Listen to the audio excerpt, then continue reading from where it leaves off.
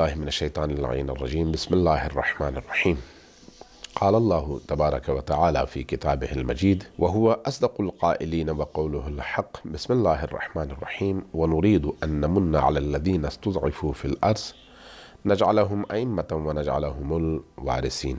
آج کی ہماری گفتگو کا موضوع ہے امام کی شناخت کے کیا کیا رستے ہو سکتے ہیں، کیسے ہم اپنے وقت کے امام کو پہچان سکتے ہیں۔ اس حوالے سے اگر ہم قرآن اور سنت پر غور کریں تو ہمیں یہ نظر آتا ہے کہ سب سے پہلا رستہ نص ہے۔ نص یعنی اللہ کی طرف سے تصریح کر دی گئی ہو کہ نبی اللہ کا پیغام لے کر امت کے پاس آئیں اور امت کو بتائیں کہ اللہ نے یہ پیغام دیا ہے۔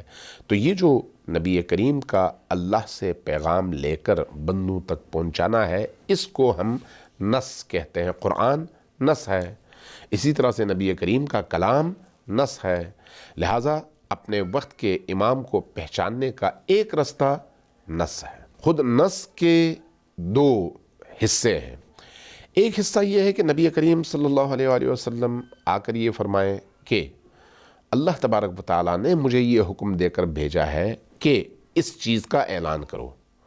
جیسے امیر المؤمنین علی ابن ابی طالب علیہ السلام کی امامت کا اعلان غدیر خم میں کیا گیا، اور اس غدیر خم کے اعلان کو نبی کریم صلی اللہ علیہ وآلہ وسلم نے اللہ کے حکم کے تحت کیا۔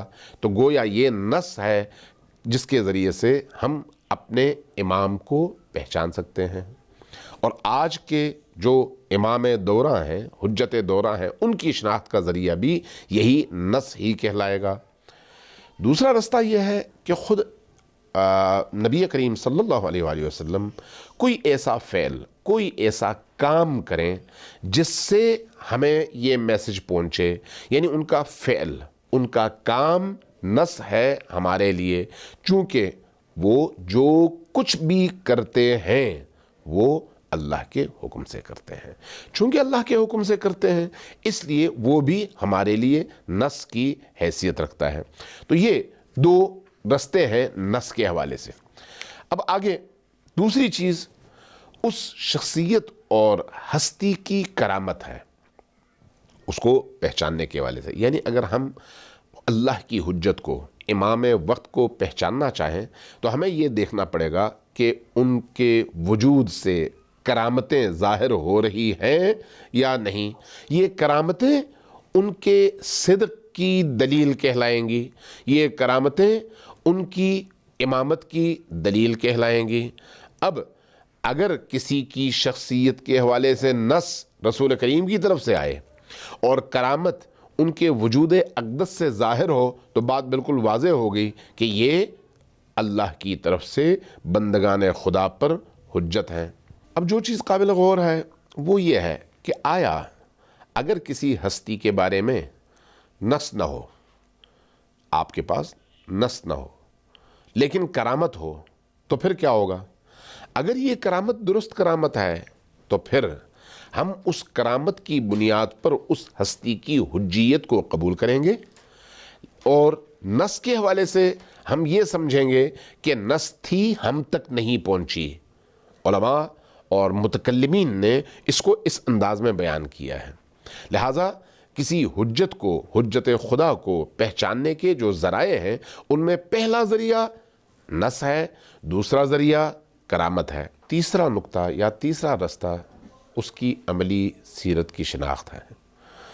اس حوالے سے جب ہم اپنی احادیث کی کتابوں پر غور کرتے ہیں تو اصول کافی میں امامت کے باب میں بہت ساری ایسی روایات موجود ہیں جو امام کی شناخت کو بیان کرتی ہیں۔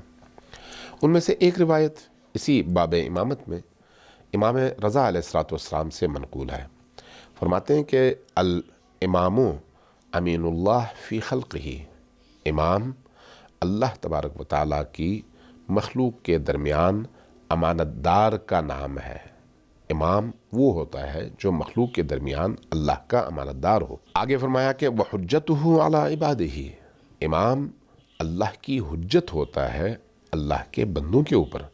وَخَلِيفَتُهُ فِي بِلَادِهِ، امام اللہ کا خلیفہ ہوتا ہے اللہ کی زمین پر، یعنی زمین پر اگر اللہ کا کوئی خلیفہ کہلا سکتا ہے تو وہی ہے جو امام ہے۔ والداعی الی اللہ، امام اللہ کی طرف دعوت دینے والی ہستی کا نام ہے۔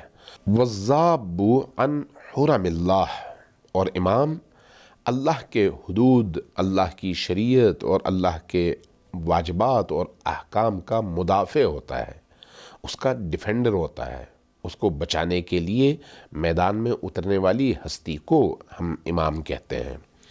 الامام المطہر من الذنوب، امام رضا فرماتے ہیں کہ امام گناہوں سے پاک ہوتا ہے، گناہوں سے طاہر ہوتا ہے۔ والمبرع عن العیوب، اور تمام عیوب سے، تمام نواقص سے امام مبرع اور بری الذمہ ہوتا ہے، پاک و پاکیزہ ہوتا ہے۔ المخصوص بالعلم الموسوم بالحلم، اس کا علم باقی تمام لوگوں سے زیادہ ہے، اس کا علم صرف اسی سے مختص ہے، اس کے علم میں کوئی شریک بندوں میں نہیں ہے، اسی کے ساتھ وہ مخصوص ہے۔ الموسوم بالحلم، اس کا حلم، اس کی بردباری بھی شناختہ ہے، یعنی اس کے بردباری کی کوئی مثال اس معاشرے کے اندر نہیں ملتی، کوئی اس کا ہمتا اور ثانی بردباری میں نہیں ہوتا۔ نظام الدین، وہ دین کو نظم دینے والا ہوتا ہے امام۔ وعز المسلمین، اور مسلمانوں کی عزت، مسلمانوں کی توقیر، مسلمانوں کی سربلندی کا ضامن ہوتا ہے۔ وعز المسلمین وغیظ المنافقین، ہمیشہ منافقین کے نشانے پر ہوتا ہے، منافقین کے غیظ و غضب کا شکار ہوتا ہے۔ وبوار الکافرین، اور کافر جو ہیں ہمیشہ کوشش یہ کرتے ہیں کہ اس امام کو اپنے رستے سے ہٹائیں، لیکن امام ان کافروں کا خاتمہ کرنے کے در پہ ہوتا ہے، اس لیے منافقوں کا غصہ اور کافروں کی نابودی کا باعث امام ہوتا ہے، اپنے وقت کا امام۔ اسی طرح سے فرمایا کہ الامام واحد الدہر، ہی امام اپنے پورے زمانے کا یکتا ہوتا ہے، یعنی اس کی کوئی مثال، کوئی مثیل، کوئی اس جیسا اس زمانے میں نہیں ہوتا۔ واحد الدہر ہی لا یدانی احد، کوئی اس کی برابری نہیں کر سکتا، کوئی اس کے مقام کو چھو نہیں سکتا، کوئی اس کی منزل کے قریب تک پہنچ نہیں سکتا۔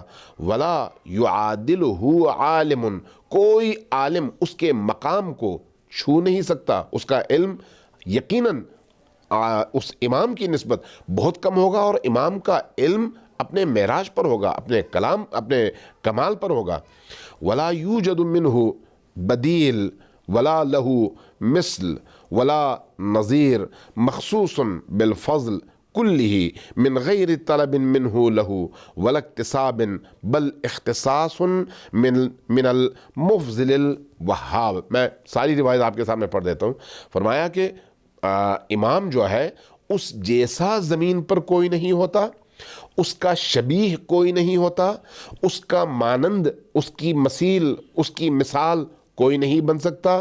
تمام فضیلتیں اس کے ساتھ مخصوص ہوتی ہیں، وہ ان فضیلتوں کو طلب نہیں کرتا، مانگتا نہیں ہے، کسب نہیں کرتا، بلکہ اللہ اس کو دے کر بھیجتا ہے، یعنی اس کو اللہ نے عطا کی ہوتی ہے۔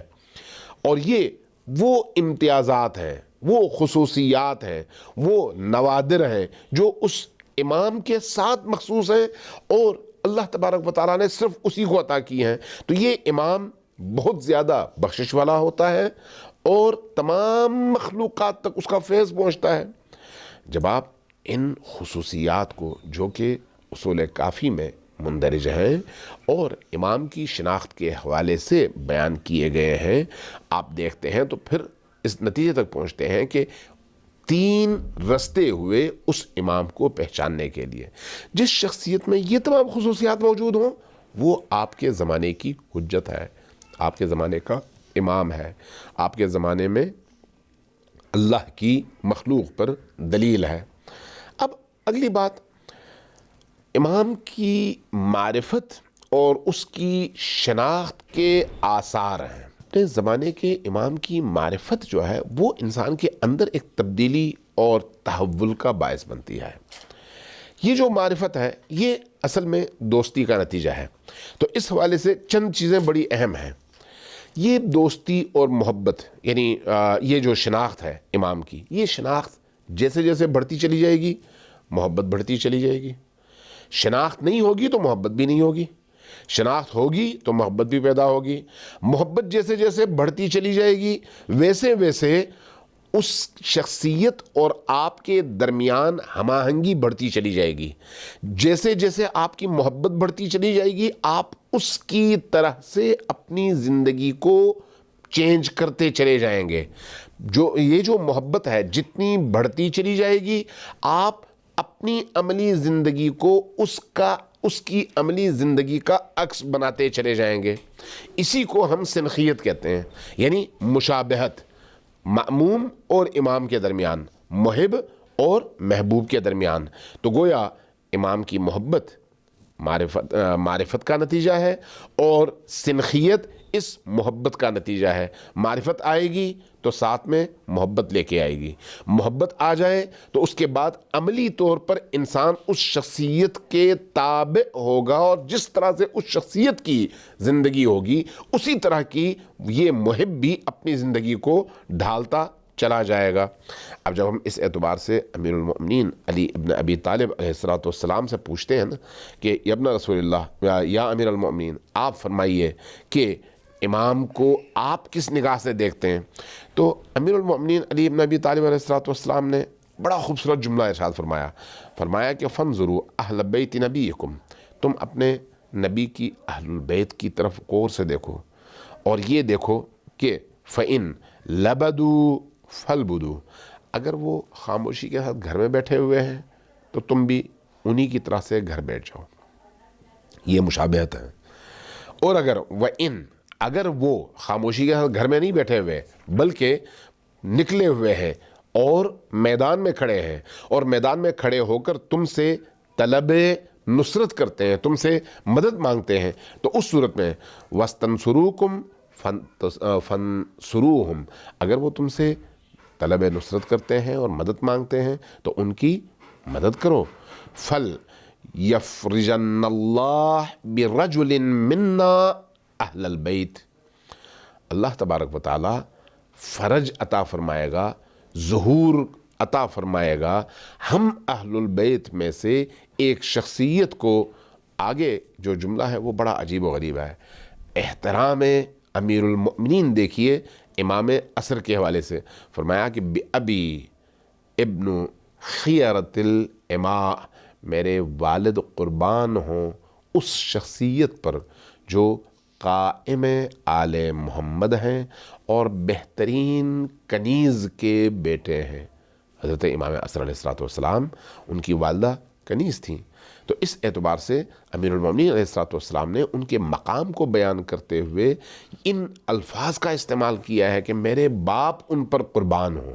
یہ کوئی چھوٹی بات نہیں ہے کہ یوں ان کے لیے احترام اور ان کے لیے محبت کا اظہار فرمائیں۔ امام صادق علیہ السلام سے خلاد ابن صفار نے پوچھا کہ یا ابن رسول اللہ کیا قائم آل محمد پیدا ہو چکے ہیں؟ تو آپ نے فرمایا کہ لا، ابھی پیدا نہیں ہوئے۔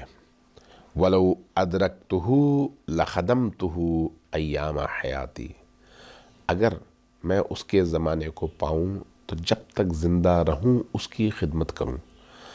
یہ جو جملہ ہے یہ کیا بتاتا ہے؟ جس طرح سے امیر المؤمنین اپنے قائم آل محمد کے حوالے سے فرماتے ہیں کہ میرے والد قربان ہوں اس پر، اسی طرح سے امام صادق علیہ السلام اپنی محبت کا، اپنی عقیدت کا، اپنے احترام کا اظہار فرماتے ہیں اور فرماتے ہیں کہ لو ادرکتہ، اگر میں ادراک کر لوں یعنی میں پا جاؤں اس زمانے کو جب ہمارا قائم ظہور فرمائے، تو لخدمتہ ایام حیاتی، میں جب تک زندہ رہوں اس کی خدمت کروں۔ تو گویا اپنے وقت کے امام کی شناخت کا جو اثر ہے وہ سب سے پہلا اثر یہ ہے کہ اس کی محبت اس کا عشق، اس کی مودت ہمارے اندر اپنی جگہ بنا لے اور ہمارے اندر کی دنیا کو وہ محبت تبدیل کر دے، اور اس محبت کی بنیاد کیا ہوگی؟ اس شخصیت کی معرفت.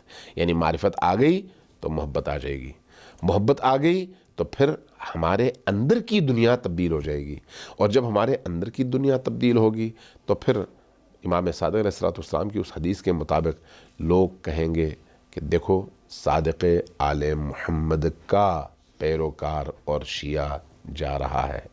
اللہ تبارک و تعالی ہمیں معرفت ائمہ اطہار اور خصوصاً امام عصر کی معرفت کی توفیق عطا فرمائے. انشاءاللہ اگلی گفتگو میں اسی سلسلے کو ہم آگے بڑھائیں گے. والسلام علیکم ورحمۃ اللہ وبرکاتہ.